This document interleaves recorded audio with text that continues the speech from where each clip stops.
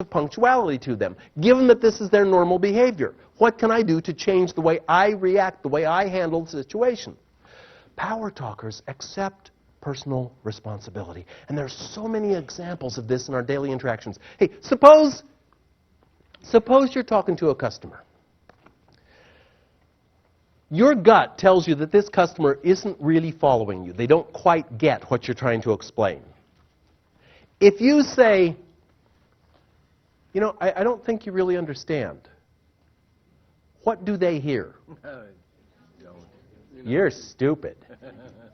You're not intellectually capable of keeping up with my very clear explanation. You didn't say that, but when you say you don't understand, that's what they hear. Power talkers recognize that responsibility lies with these three fingers, so instead of you don't understand, when you see that a customer doesn't understand what you're saying, you say, you know, I don't think I'm doing a good job of explaining this. It's our responsibility. Ladies and gentlemen, you're here because you want to take control of the way your communication impacts others. If you say you don't understand, you and I need to make the leap to say, how is this going to affect the other person? When you say you don't understand, they're going to think, hey, he's calling me stupid. And there goes cooperation. Instead, to say, you know, I don't think I'm explaining this clearly enough. Power talkers accept responsibility. And the fifth trait of power talkers is that they are very good at building cooperation. I got a surprise for you here. Next meeting with Carrie, who's a wonderful presenter, is not going to be here at the Star Theater. In fact, it's wherever you want it to be because Michael is chartering a 757 and taking you all wherever you want to go. You can have the seminar anywhere. You get to pick. Where would you like it to be? Hawaii? I disagree. I disagree. What is your name, please? D? Interesting. D said Hawaii. I said I disagree. If you were standing where I am and you saw Dee's face, you would notice a change happened when I said disagree. Because it comes out of my mouth, D-I-S-A-G-R-E-E. But by the time it gets into her ear and hits her brain, she hears something completely different. What do people hear when you say, I disagree? You are wrong. What a bad choice. Weren't you listening to my story about Hawaii? What an idiotic thing. That's a wrong answer. I didn't say that. But the word disagree, those of you who took Psych, remember Psych 101, the principle of cognitive dissonance. Principle of cognitive dissonance is simply this. People like to be right. When people say, oh no, you're not right, you're wrong, they then dig in their heels and are determined to prove that they were right all along. Because D now, her mind is visibly going to justify, let's see, I said Hawaii for a very good reason. Here are 3 reasons why Hawaii is the right. She doesn't hear what I say. She's busy justifying her position. If you say to somebody in a conversation, you know, I disagree with what you're saying, they now get the clear message that this is a showdown. Only one of us is right, and it ain't you. And therefore, they don't want to cooperate. So power talkers are very conscious of their need to create positive interactions with others and build cooperation. And in fact, it's the next trait area of power talkers. They're very good at creating cooperation. Where regular people might say, you know, I disagree with what you're saying, power talkers instead would say, you know, I understand what you're saying, and at the same time, let's also consider this additional information. In other words, it's not one of us is right and one of us is wrong. You're the wrong one. But rather, there's some value in what you're saying. There may be some value in my ideas. In fact, maybe we can come up with a third approach that's different from what you thought and what I thought. Let's take the best of both and put them together. Power talkers build cooperation. And sometimes that's a matter of avoiding things like we talked about earlier, but avoiding words that make people feel conflict. It's certainly avoiding words like disagree. And it is instead building in the direction of cooperation. How many people here are in the sales profession? So who's not then? Okay, only one wrong answer. We all are, of course. And in its essence, building cooperation is the process of selling. It's building cooperation. But funny, you don't often go to parties and have someone say, "Hey, I'm a salesperson."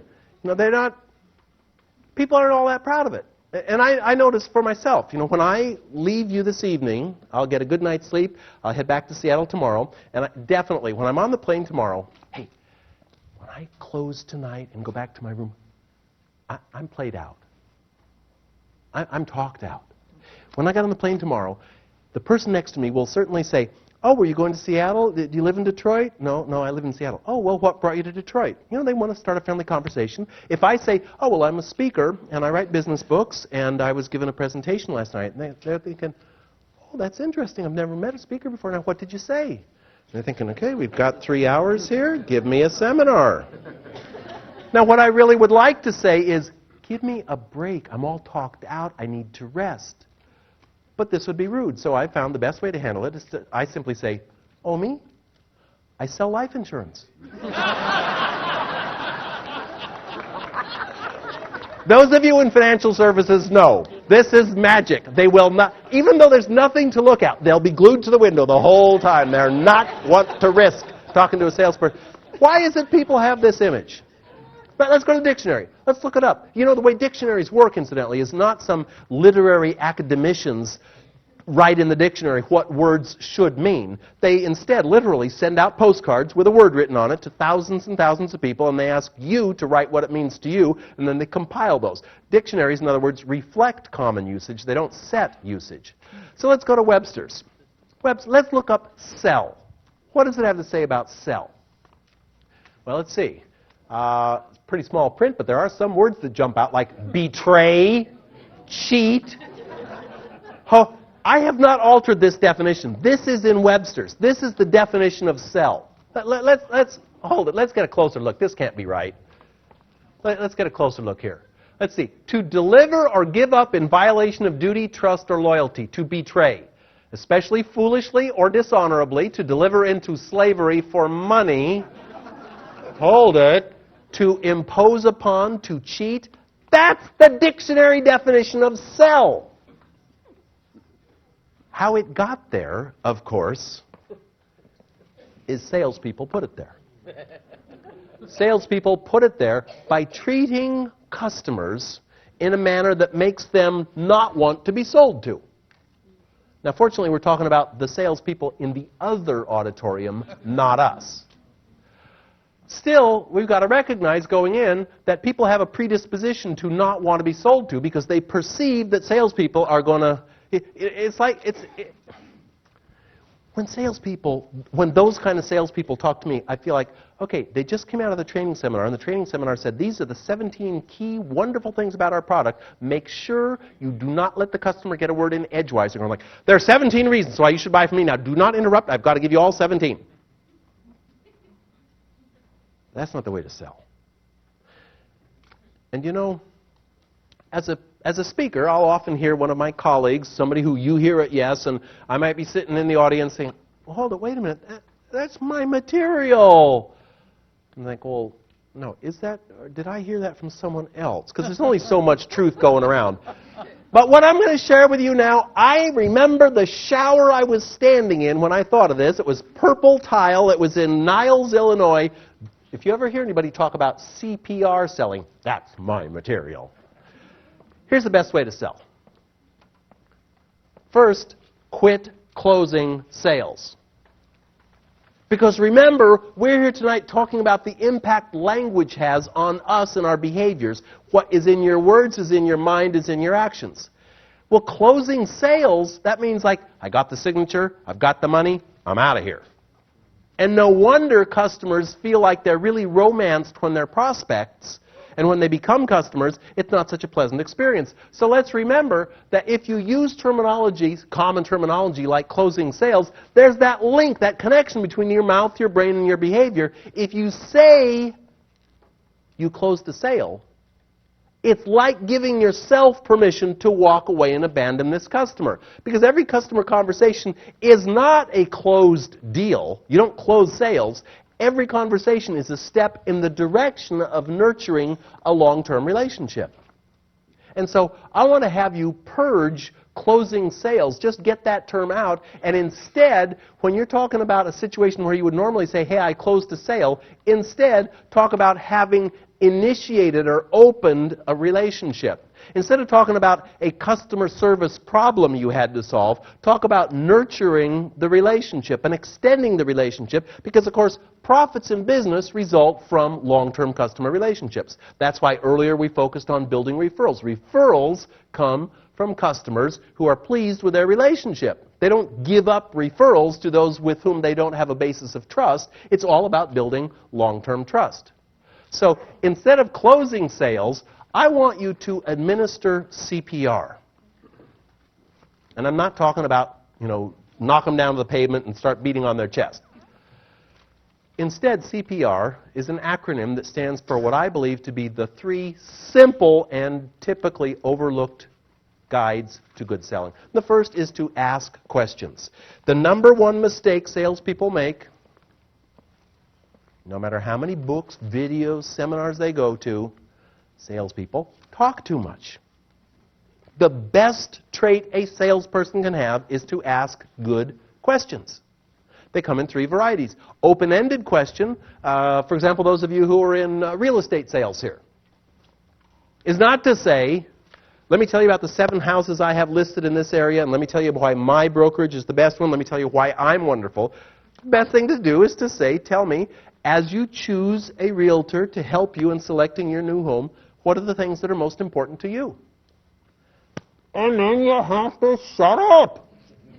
It's very hard for salespeople to do. You have to shut up and let them tell you. An open-ended question allows you to assess their communication style so you can tune into it. It allows them to tell you what they care most about. It allows you to tailor the approach you're going to use to what they really want.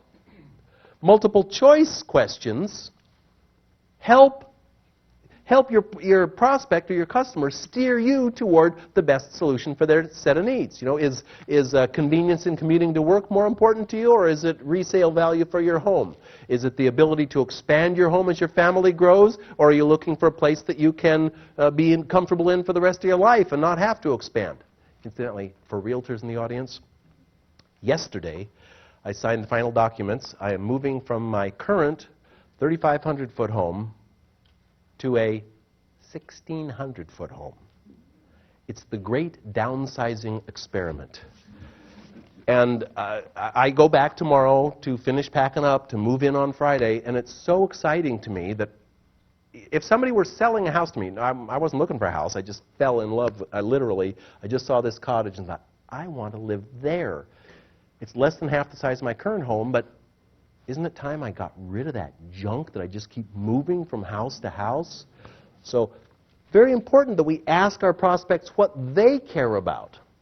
Multiple choice lets them steer you toward what they care most about. And yes, no questions are only useful in 2 situations. One is when you really don't want to make a sale. I'm in real estate. Want to buy a house from me? No. Oh, sorry I bothered you. The second situation, though, is one in which your gut tells you you're being strung along. There are some customers you deal with and you just know they're not going to buy. And this yes-no question comes into play when you say to your customer, to your client, buying a home is such a big decision, and I'm really glad that you've been taking time to thoughtfully approach it. I'm glad I've showed you the 17 homes that fit your needs. It was my pleasure to show you the last 7 of them 4 times. I know that you wanted to have your out-of-town family come and see them too. I was happy to get the tax records and the duplicates for the tax records that you lost. Are you going to buy a home or not? Because if they're not, get them to say no. In that case, now you can focus your attention on somebody who's going to do business with you. Some people aren't, but they just can't bring themselves to say so. So you want to kind of flesh them out. Get them to tell you where they stand. The C is to consult. Ask good questions. And the P is to personalize it. That is to match the benefits you know that apply either to your service or the particular product, or for realtors to the home that you're selling, to match Based on what you're telling me, what's most important to you is, the reason I see this home as being a good fit for your needs is, in other words, make the match for them. And then, remember what we're here for tonight? We're focusing on the importance of language, the link between your words, your thoughts, and your actions. Then I invite you to use the word recommend. The R of CPR is to recommend. Because typical sales posture is to get behind someone and try to push them toward what you want them to do. Recommending is getting beside your customer through a process of asking questions and personalizing, develop the dialogue. What do you need? This would fit, In other words, an advisor, a consultant, helps customers make, and the advisor makes recommendations that are in the customer's best interest. So I would like you, even if you don't remember CPR, I would like you to remember the word recommend. Because if you adopt as your goal in selling the ability to make recommendations for your clients, that will keep you on the track. Hey, you can't make a recommendation if you don't know what's good for them. You can't know what's good for them if you don't ask questions. So as long as your goal is to make recommendations for your client, psychologically you'll be keeping yourself on track, focused on your client's needs. This trait of power talkers is that they are very good at building cooperation. They sell well. They have customers who enjoy working with them. And they have customers who they know rely on them. In fact, the sixth trait of power talkers is that they are decisive. I remember this home that I live in now that I'll now be selling. Anybody want the listing? It's in Seattle. This home, I know when I purchased this home originally, there were all these flyers around the neighborhood. It was a brand new neighborhood with people who were, screens, $14.95 any size window. And they all looked about the same, and one was for Ed's Screen Service. And I remember I called up Ed's Screen Service and said, I just bought this home, and here's how many windows and sliding doors there are. And he gave me a price for them. They were all the same. They're basically the same price. And I thought, what's the difference? And I called Ed's Screen Service. And he came out, and he said he should be out there first thing Thursday morning. Well, he didn't show up till afternoon, but okay. And he came out and he measured, and he gave me the price, and sure enough, the price was acceptable. I said, well, how long before I get the screens? He said, well, it should be within 2 weeks. I said, oh, okay, 2 weeks, I can wait. And the bugs are around, but 2 weeks I can make it. Well, after 3 weeks, I called Ed and said, hey, you said 2 weeks, but I had to tell the answering service because Ed wasn't there. And they said, well, we'll take the message, and he should call you back tomorrow. But he didn't call back tomorrow. And I left this series of messages. I finally left 3 messages in one day. The third message said, tell Ed he may place the screens wherever he wishes because I'm canceling the order. If he won't return my call, I'm canceling the order. What do you know? Ed called back. He said, oh, gee, what do you know? The screens just came in. I should have them out there for you Friday morning.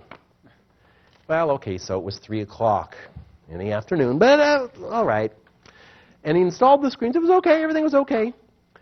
And I followed Ed out to the truck, and I wrote him his check. And as he was getting in the truck, I thought, my goal is to help people. I focus on language in selling relationships. I want to do Ed a little favor. I said, Ed, before you leave, I just want to let you know, I write books about how to communicate more positively. And, there's something about your style of communication that I haven't felt very good about because you actually have never done anything you've said you would do. You haven't called back, you didn't come there on Friday, you weren't there in the morning. And as your customer, I just felt you should know, I felt disappointed. Screens are fine, but I felt disappointed about the way you've handled dealing with me. And Ed said, hey, 99 out of 100 you can please. There's always somebody who no matter what you do, you can't make them happy. And he slammed the door and he left with a screech. And I was just like, I'm trying to help him. And then I thought, let's see, I'll stop payment on the check. And then I realized, no. Ed did nothing wrong. He never violated a commitment. He never made a commitment. Had I been paying attention, I'd have noticed that he always said, I should have them in 2 weeks. I should be there Thursday. He never said what he would do, only what he should do. And I have since learned that when you hear somebody who says, I should be able to do this, I should do that, don't count on it. Powerless people, the ones in the other auditorium, are not decisive. When they speak, they say things like, I should be able to probably have that completed by, about Thursday. Don't count on it. When someone says, I will have that for you, that's the person you can rely on. Power talkers, with their language, convey that idea that you can count on them to do what they say they will do. Power talkers are decisive. Incidentally, note there's a difference here. Okay, here's a question.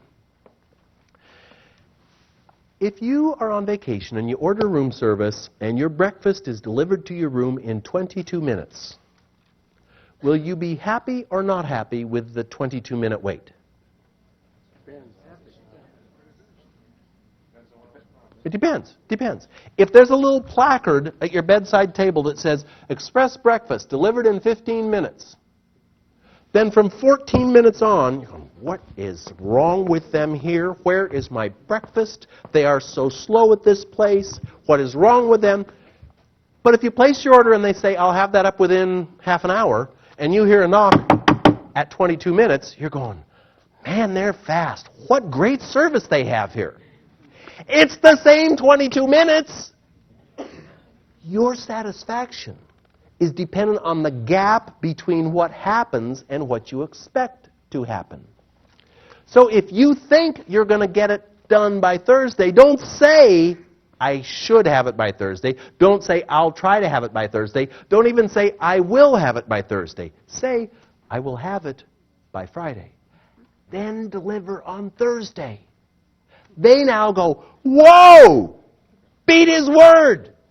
We want the people with whom we deal not just to know that they can rely on us to follow through. We want to consistently surprise them that we did better than they expected. We set their expectations with our language.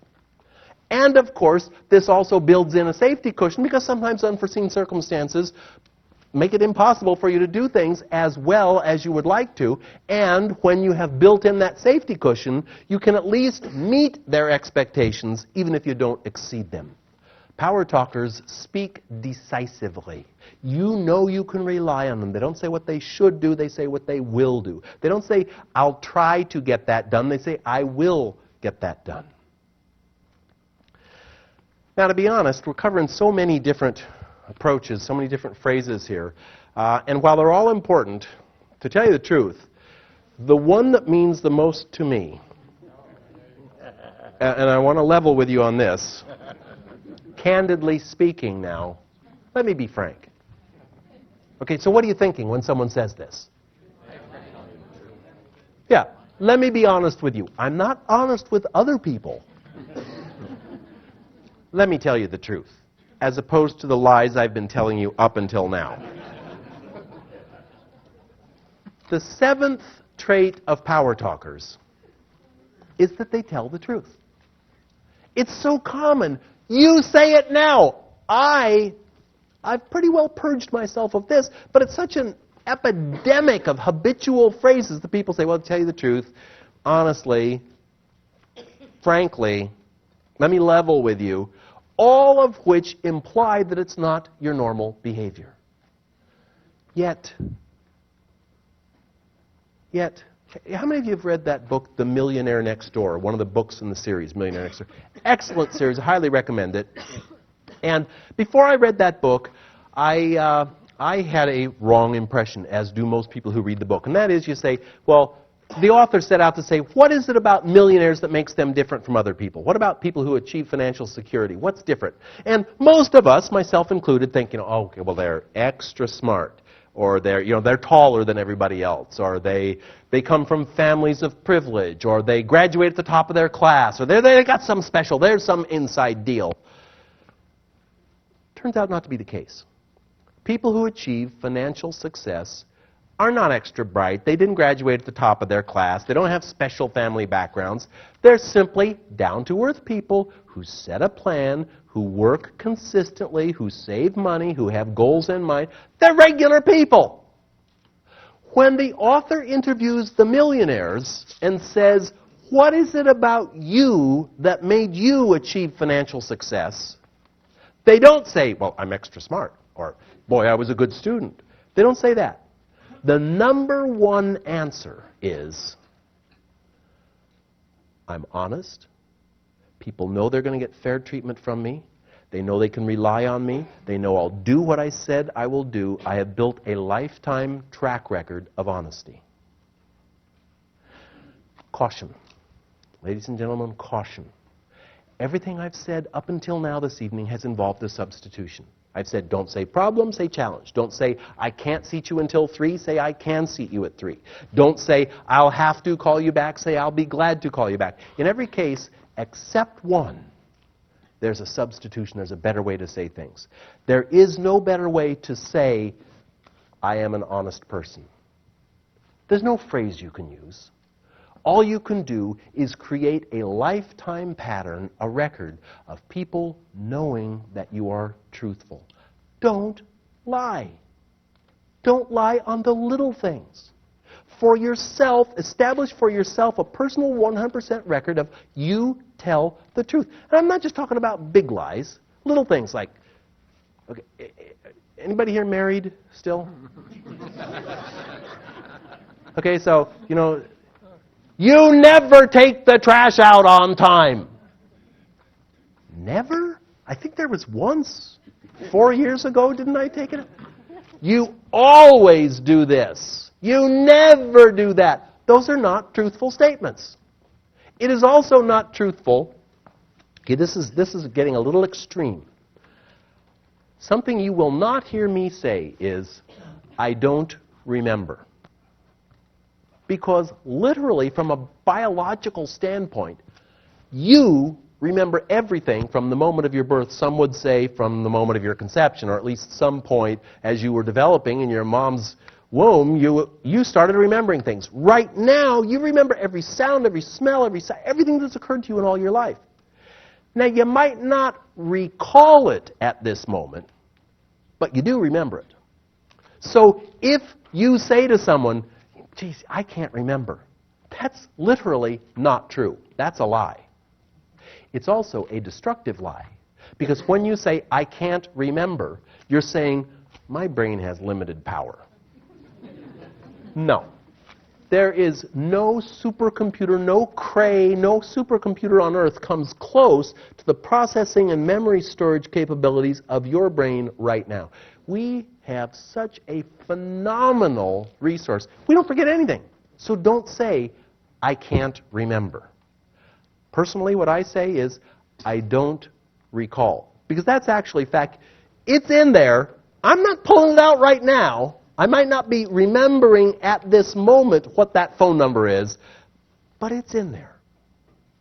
Power talkers tell the truth in every instance. And I started off at the beginning of our program tonight saying that you wouldn't learn anything new. And I hope so far, everything I've touched on, you've said, no, I noticed that. When someone says, I'll tell you the truth, you get a little suspicious of them right away. The 8th trait of power talkers is that they remember the basics. And we're talking real basics that are very infrequently practiced for some reason. The first is that power talkers remember the basics by using other people's names. In moderation! Caution! And I add this caution because I remember shooting a video series in Denver. I was in a TV studio. The producer's name was Joe. And Joe said, it was a 12-hour video series.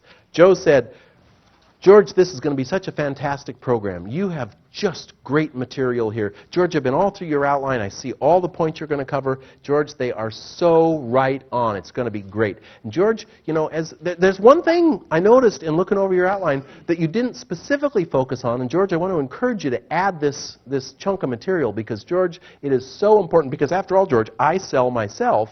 And one of the most powerful things any salesperson can do, George, I'm sure you've noticed this yourself, is to use the other person's name. And I'm thinking, don't say it again, not one more time. Nails on the blackboard, George. It's like fake, phony, fake, manipulative. So I suggest 3 times. When the other person says their name the first time, say it right then. Say it back. Scott, it's a pleasure to meet you. At some point during the conversation, say it once. The last thing in the conversation, Scott, I enjoyed talking with you. Just 3 times is fine. Oh. How many people here would say, you're really not that good with remembering names? My hand's up. This is an area that I personally work on. Excellent. Thank you very much. Please, come pick up this book at the break. Excellent. Thank you for catching me. Very good. I have difficulty recalling names. So, you know the situation. Oh, what's that guy's name? I know it. What's his name? And you oh, he's coming over. Oh, what am I going to say? I hate to say, oh, I'm so sorry, I don't remember your name. You hope somebody else will say it. And you go, oh, that's right, it's Dave. Or you could say, I'm so sorry, you have to excuse me. I'm just terrible with names. I'm a klutz, I'm an idiot. Why not do this? Why not say, hey, great to see you, George Walther. Because when you extend your hand and extend your name, hey, chances are he's over there going, what's that guy's name? When you walk over and say your name, their natural reaction, of course, is to say their name back to you. They're probably feeling relieved that you volunteered your name. Instead of going around beating yourself up saying, oh, I'm just terrible with names. I can't recall names. Instead, walk over and announce your name. That puts the other person at ease. They say your name, and it's all taken care of. Power talkers practice the basics, and they use other people's names. Power talkers also, they make mistakes. And when they do, they apologize. And they admit it. I don't know why, those people in the other room, the losers, somehow they got it in their heads that admitting to a mistake makes them look bad. It's not the case. When you admit to a mistake, I know I'm dealing with a printer right now and a designer. I'm doing a redesign of my logo, and my whole corporate look is I'm kind of rebranding myself. And I just was reviewing the proofs that come from the printer, and I go, hey, what about the red bar along the bottom? And this guy, Scott Michelson, looked at me and said, that's my mistake. We left that out. I don't think, oh, he's terrible. He made a mistake. I think, okay, this is a guy that's confident enough that can say, oops, glad you caught that. I made that mistake. I think more of him. My esteem for him elevates when someone admits a mistake. Don't you find that to be the case? Isn't it refreshing when someone says, this is my responsibility? Power talkers remember the basics and admit when they're wrong. And power talkers, boy, how basic could this be? Power talkers say thank you. I had an experience just before we began this program that reminded me of the simple ways it makes a big difference to say thank you. I found this amazing. I buy most of my garments at the Men's Warehouse. And I don't know if those of you who shop at Men's Warehouse, yes, it's excellent value. Yes, there are lots of stores and all that. I notice, though, that the way they treat me so often makes me feel good about doing business there. And one little secret surprise is that any garment you buy at Men's Warehouse, they will press for you at any time for free. Now, when you have a garment dry cleaned, the fabric deteriorates and it's harmful. You shouldn't dry clean everything all the time. You should have it press, dry clean, press, dry clean. So, I drive in with my clothes to be proud. I think this is wonderful. They press for free. Not only that, they press out of town for free. So just before we began this evening, I dropped my suit off at the Men's Warehouse over on Lake Orchard Road, and they pressed it. Orchard Lake Road. And just before we began this program, I took the suit off the hanger, and inside was a note. Handwritten from Amar Jargis. Thank you for giving me the chance to serve you. He's thanking me for pressing my suit for free. Am I going back? I buy everything from them. It's the little touches. Expressing appreciation doesn't happen often enough. We all... Okay. Close your eyes for just a moment in deep contemplation. Close your eyes. Think back over your life. Think of all the good things you've done for other people. Think of that. You weigh it out, all the years of your life. What good things have you done for others?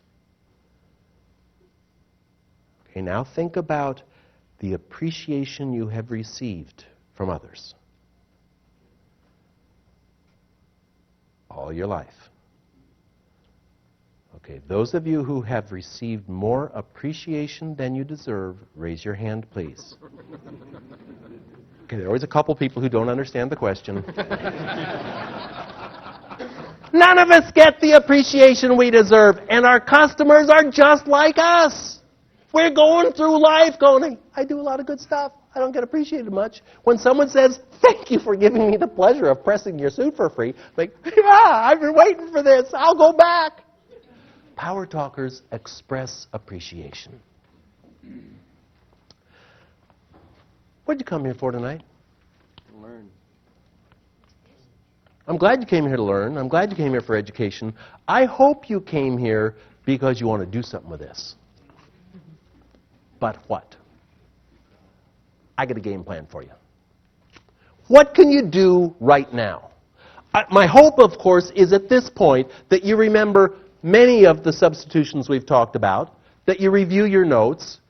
Some of you will get really serious and watch the video and listen to the CDs and really put it into practice. But to make this be a reality, a part of your daily life, which, as I say, I work on every day. Don't think you're going to hear this once and go, oh, yeah, I'll never say that again. Here's some steps I want to encourage you to take. First is to notice yourself and others, and you will. The next person who says to you, well, to be honest, you'll definitely notice.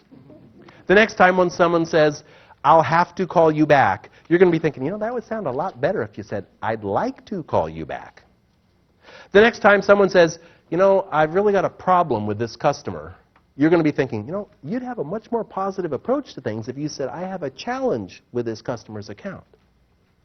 The next greeter at a restaurant who says, I can't seat you until 9:30, you're going to be thinking, you know, you could have said, I'll be glad to seat you at 9:30. You will notice yourself and others.